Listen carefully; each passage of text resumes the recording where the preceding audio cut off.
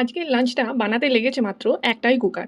কোনো তেল নেই, কোনো ফ্রাই নেই, তবু প্লেটটা দেখলে মন ভরে যাবে। চাল ধুচ্ছি, আজকের লাঞ্চটা একদম সিম্পল হতে চলেছে। সেদ্ধ ভাত, ডাল সব একটাই কুকারে। জিরো অয়েল দিয়ে চলছে, তাই আজ কোনো ফ্রাই নেই, কোনো ভাজাভুজিও নেই, শুধু হালকা ঘরোয়া খাবার। প্রথমে চাল ভালো করে ধুয়ে কুকারে দিলাম, তারপর তার ওপর দিলাম ডাল।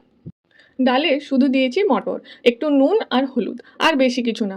আজ কোনো গরম মশলা নয়, কোনো তেল নয়, কোনো ঝাল ঝাল ফ্লেভারও নয়, কারণ আজকের দিনটা পুরোপুরি ডিটক্সের জন্য।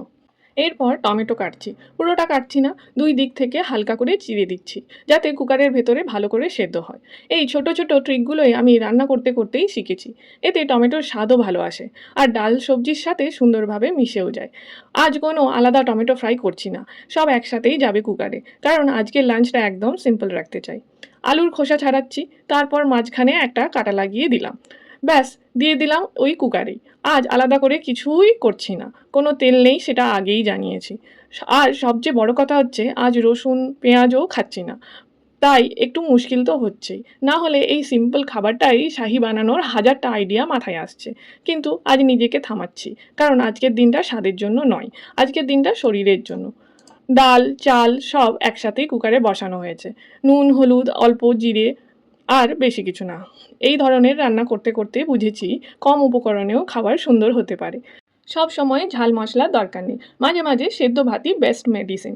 তারপর কুকারে পড়লো দুটো সিটি, আর ঢাকনা খুলে দেখলাম ভাত ডাল সব কিছু সুন্দরভাবে সেদ্ধ হয়ে গেছে। রান্নাঘরে তখন একটা হালকা সিম্পল গন্ধ, কোনো মশলার ঝাঁঝ নেই, কোনো তেলের ভারী ফিলও নেই, শুধু ঘরোয়া খাবারের শান্ত একটা ভাব। এই মুহূর্তগুলো আমার খুব ভালো লাগে, যখন বুঝতে পারি কম উপকরণেও খাবার তৈরি হয়ে যায়। তারপর একটা একটা করে আলু বের করে নিলাম, দিয়ে হাতে করে মাখলাম।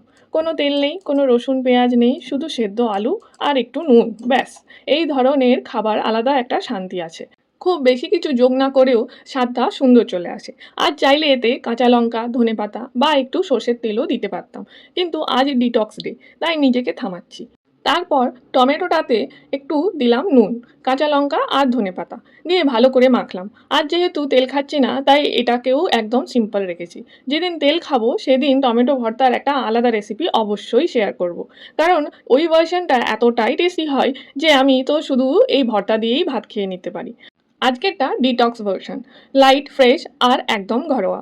সব মিলিয়ে প্লেটে সাজিয়ে নিলাম, সেদ্ধ ভাত ডাল আলু ভর্তা টমেটো ভর্তা।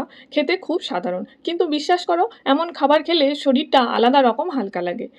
এই ধরনের সিম্পল প্লেট আমাদের মতো মায়েদের জন্য একদম পারফেক্ট। কম সময় কম ঝামেলা, আর মনটাও শান্ত থাকে।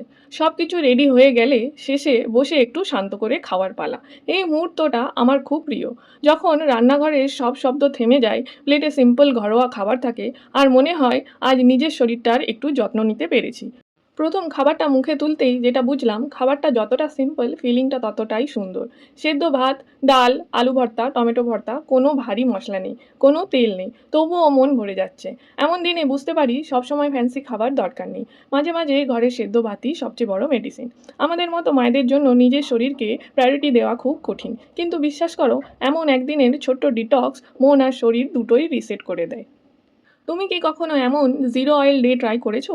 কমেন্টে জানিও। আর যদি এমন রিয়েল লাইফ সিম্পল ব্লগ ভালো লাগে, মাটির দিন লিপি ব্লগসকে ফলো করতে ভুলবে না।